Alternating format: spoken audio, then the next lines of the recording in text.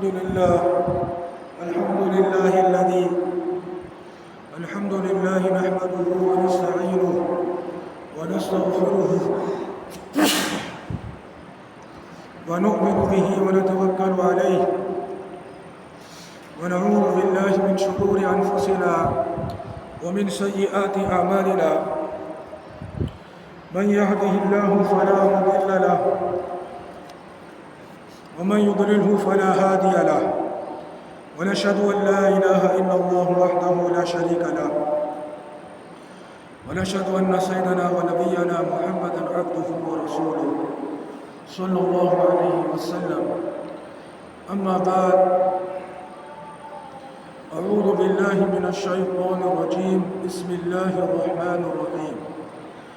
وأعدوا لهم ما استطعتم من قوة ومن رباط الخيل ترهبون به عدو الله وعدوكم وآخرين من دونهم لا تعلمونهم الله يعلمهم وما تنفقوا من شيء في سبيل الله يوفى إليكم وأنتم لا تظلمون.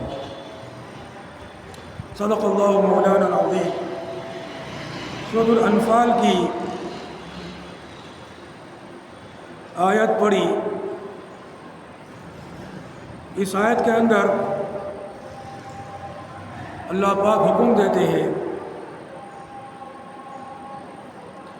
کہ تیاری کرو، جتنا ہو سکے تم سے قوت سے اور بندھے ہوئے گھوڑوں سے، تاکہ اس سے تم ڈراؤ اللہ کے دشمنوں کو اور اپنے دشمنوں کو، اور ان کے سوا اور لوگوں کو جن کو تم نہیں جانتے. اللہ ان کو جانتا ہے. اور جو کچھ تم اللہ کے راستے میں خرچ کرو گے تمہیں اس کا پورا پورا بدلہ دیا جائے گا اور تم پر ظلم نہیں کیا جائے گا.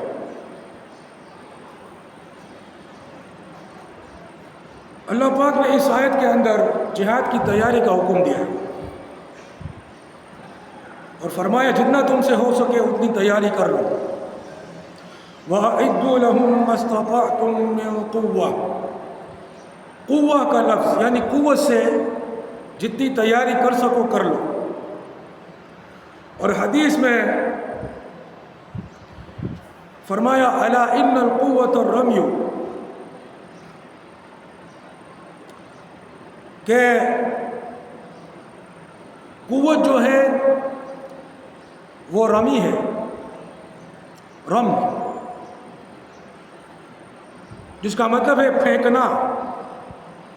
تیر اندازی کو بھی اور رمیوں کہتے تھے کیونکہ اس میں تیر کو پھینکا جاتا ہے، اور ویسے اس کا مطلب ہے پھینکنا. تو نبی اکرم صلی اللہ علیہ وسلم کے یہ الفاظ اللہ اکبر اللہ کی طرف سے معجزہ ہیں کہ آج بھی اگر دیکھا جائے تو اصل قوت پھینکنے کی قوت ہے. گولی کو بھی پھینکا جاتا ہے، بم کو بھی پھینکا جاتا ہے، میزائل کو بھی پھینکا جاتا ہے، راکٹ کو بھی پھینکا جاتا ہے، ان تمام چیزوں کو پھینکا جاتا ہے. اور جس کے پاس اس پھینکنے کی قوت جتنی زیادہ ہوتی ہے وہ اتنا طاقتور سمجھا جاتا ہے. تو فرمائے جتنی تم میں استطاعت ہے اتنی تم قوت کو حاصل کر لو، اتنے تم. اور اگرچہ کہ حدیث میں فرمایا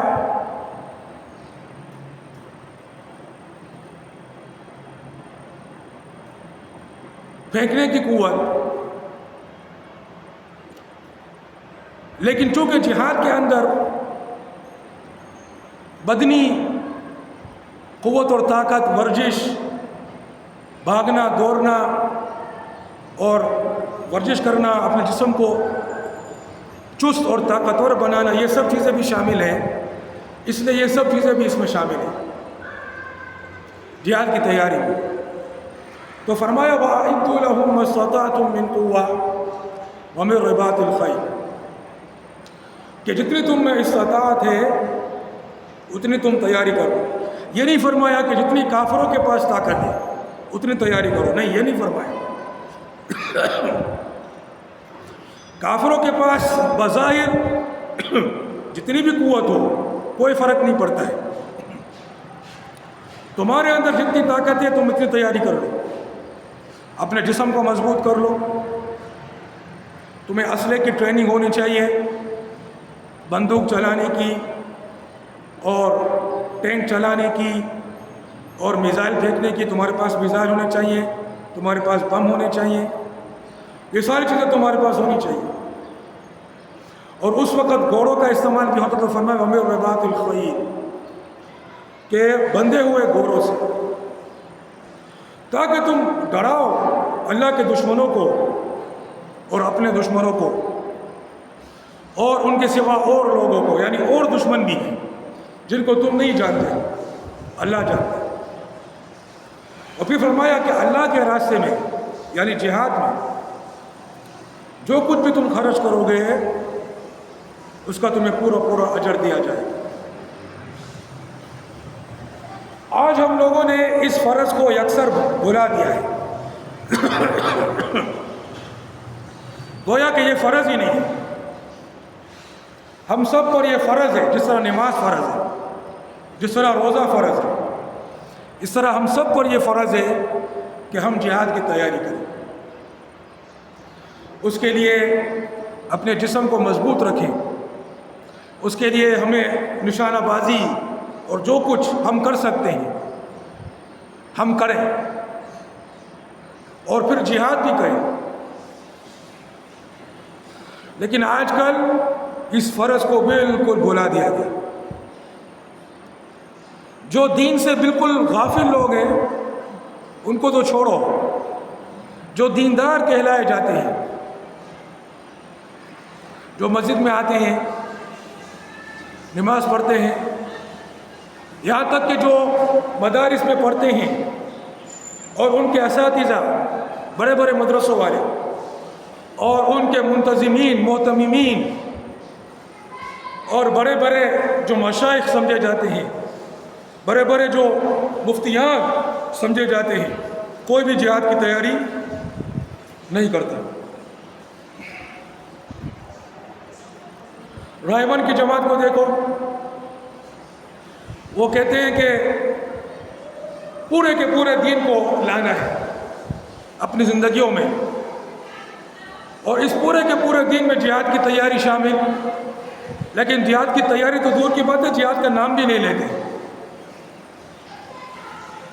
جہاد کا نام بھی ان کے نزدیک گویا جہاد کی تیاری کرنا جرم ہے، نعوذ باللہ. اسلحے کو پکڑنا جرم ہے ان کے نزدیک. تو یہ کون سے دین کی بات کر رہے ہیں؟ لوگوں کو دھوکہ دے رہے ہیں. جمعیت والوں کو دیکھو، ان کی بھی یہی حالت ہے. تو یعنی اس فرض کو یکسر بھلا دیا گیا، اور اللہ نے حکم دیا ہے ہم کو کہ تیاری کرو، اپنے جسم کو مضبوط بناؤ. اس میں کراٹے سیکھنا، باکسنگ سیکھنا، ویٹ لفٹنگ کرنا، دوڑ لگانا، یہ ساری چیزیں شامل ہیں. نشانہ بازی کرنا، اسلحے کو کھولنا بنانا، یہ ساری چیزیں اس میں شامل ہیں. جتنی تم کر سکتے ہو کرو، لیکن کوئی بھی نہیں کرتا. اور مقصد یہ نہیں ہے کہ بس تیاری کر کے رکھو، مقصد یہ ہے کہ پھر جہاد کرو. تو تیاری کوئی نہیں کرتا تو جہاد کرنا تو بہت دور کی بات ہے. تو میرے بھائیوں، اس فرض کو کرنا ہے، یہ ہم پر فرض ہے.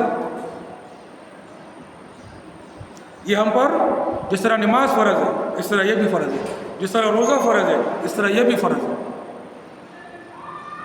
تو اس کے لیے تیار ہو، ہاتھ اٹھاؤ. انشاءاللہ اللہ پاک عمل کرنے کی توفیق عطا فرمائے.